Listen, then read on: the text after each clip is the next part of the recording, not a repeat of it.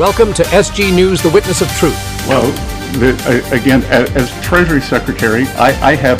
United States Treasury Secretary Scott Bessent reveals the government is legally considering printing a new $250 bill featuring the face of President Donald Trump.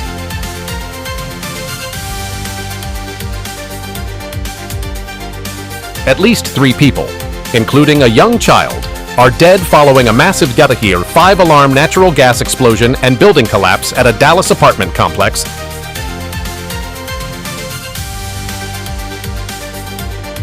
U.S. Central Command strongly denies claims broadcasted by Iranian state media that a U.S. military aircraft was destroyed over Iran's Bushehr province.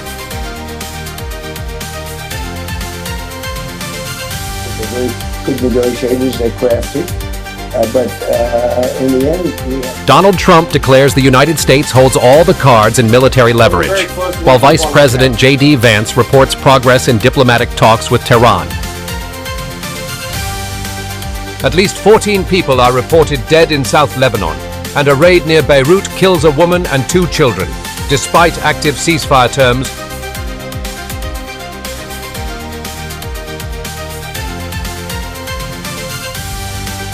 The United Nations officially adds Israeli and Russian security forces to its global blacklist of parties accused of sexual violence in conflict zones.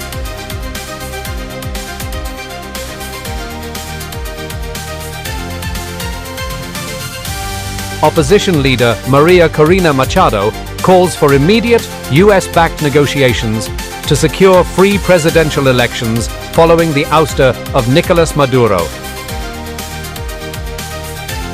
11 ottobre alle ore 18. Pope Leo XIV unites the global community in a massive prayer for world peace through the rosary.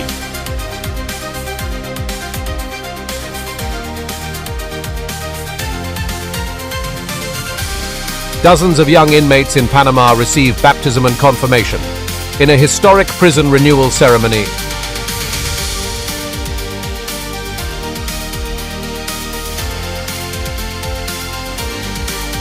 Catholic churches across Madrid remain open overnight for non-stop confessions during a historic apostolic visit by Pope Leo XIV.